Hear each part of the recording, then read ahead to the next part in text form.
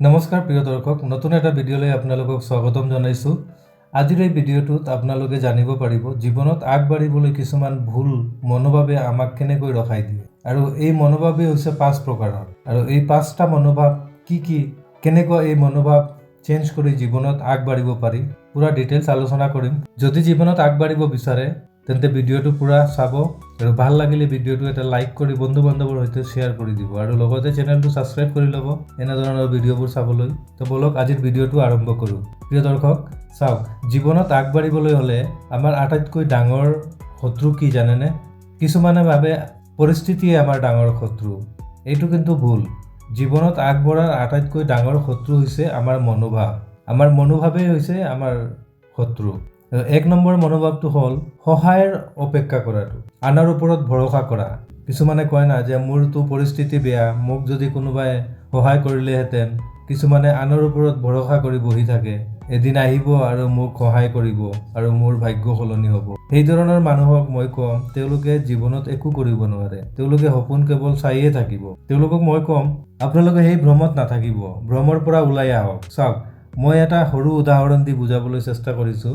ধৰি লওক আপুনি সাঁতুৰিব নাজানে আৰু আপুনি নদীত পৰি গ'লে, তেতিয়া আপুনি কি কৰিব?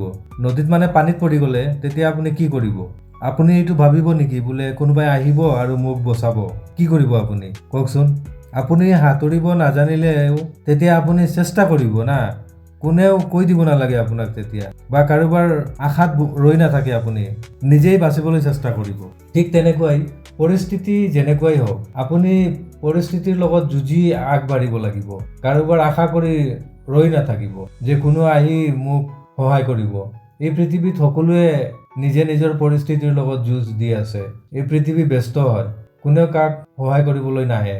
গতিকে যদি আপুনি জীৱনত আগবাঢ়িব বিচাৰে সহায়ৰ অপেক্ষা নকৰিব, আনৰ ভৰসাত ৰৈ নাথাকিব। পৃথিৱীত প্ৰত্যেক সফল মানুহে এদিন কিন্তু শূন্যৰ পৰাই আৰম্ভ কৰিছিল। মিল্খা সিঙক চাওক, এজন অনাথ ল'ৰা আছিল। দেশ ভাগৰ সময়ত সকলো হেৰুৱাইছিল, কিন্তু তেওঁ অপেক্ষা কৰা নাছিল, কাৰোবাৰ ভৰসাত নাছিল। তেওঁ দৌৰিব আৰম্ভ কৰিছিল। শেষত তেওঁ ভাৰতৰ ফ্লাইং শিখ হিচাপে পৰিচিত হৈছিল। ইয়াৰ পৰা কি বুজা গ'ল? কোনোবাই আপোনাৰ জীৱন সলনি কৰিবলৈ নাহে, নিজৰ জীৱন নিজেই সলনি কৰিব লাগিব। আৰু 2 নম্বৰ মনোভাৱটো হ'ল ব্যৰ্থতাৰ ভয়। বহু মানুহে নতুন কাম কৰা ভয় কৰে বা আৰম্ভ কৰিবলৈ ভয় কৰে, কাৰণ তেওঁলোকে ভাবে যদি মই ব্যৰ্থ হৈ যাওঁ। কিন্তু মই এটা প্ৰশ্ন সুধো আপোনাক, যদি আপুনি চেষ্টা নকৰে তেন্তে কি পাব? ব্যৰ্থতা মানেতো শেষ নহয় না। ব্যৰ্থতা মানে এটা শিক্ষা হয়। মই আগৰ ভিডিঅ'বোৰতো কৈছোঁ, 2-এটা ভিডিঅ'ত। যদি সেই ভিডিঅ'বোৰ চোৱা নাই আপোনালোকে, তো ডিছক্ৰিপশ্যনত লিংক আছে, গৈ চাই ল'ব একবাৰ। চাওক, যদি আপুনি হাৰিব নাজানে তো জিকিবও নোৱাৰে। মাইকেল জৰ্ডানকতো আপোনালোকে জানে চাগে।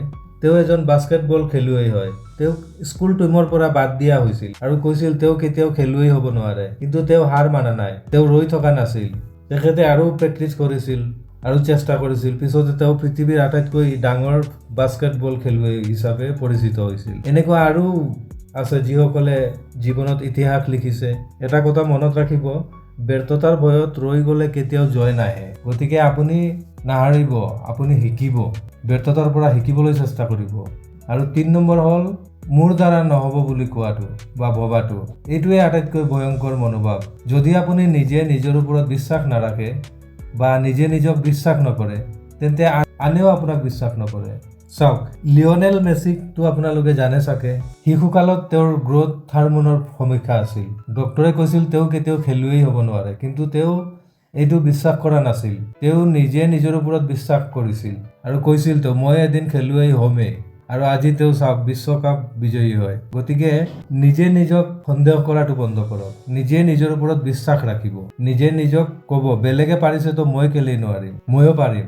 আৰু এটা কথা কম মই, আপুনি আপোনাৰ দক্ষতা অনুযায়ী চেষ্টা কৰিব। বেলেগক চাই যে সি এইটো কৰি আছে ময়ো এইটো কৰিম, সেইটো নকৰিব। আপুনি আপোনাৰ দক্ষতা হিচাপে আপুনি কি কামত পাৰদৰ্শী আছে এইটোৰ পিছত লাগি থাকিব, সেইটো চেষ্টা কৰিব। আৰু 4 নম্বৰ মনোভাৱটো হ'ল এতিয়া মোৰ সময় নাই, মোৰ বয়স বেছি হৈ গ'ল, এতিয়া আৰম্ভ কৰি লাভ নাই। ৰে ক্ৰককটো জানে আপোনালোকে। 52 বছৰ বয়সতে তেওঁ আৰম্ভণি কৰিছিল আৰু পিছতে তেওঁ মেকডনাল্ডছক বিশ্বব্যাপী ব্ৰেণ্ড বনালে। বয়স কোনো বাধা নহয়, কিন্তু বাধা হৈছে আমাৰ মানসিকতা, আমাৰ মনোভাৱ। গতিকে এইটো নাভাবিব যে দেৰি হৈ গ'ল, আমাৰ সময় পাৰ হৈ গ'ল, আমাৰ সময় নাই। আৰম্ভ কৰক যিকোনো এটা, সময় কোনো বাধা নহয়। আৰু 5 নম্বৰ মনোভাৱটো হ'ল শাৰীৰিক বা পৰিস্থিতিগত সীমাবদ্ধতাৰ অজুহাত। চাওক, জীৱনত সকলোৰে কিবা না কিবা এটা সমীক্ষা থাকে, কিন্তু সমীক্ষা মানে শেষ নহয়।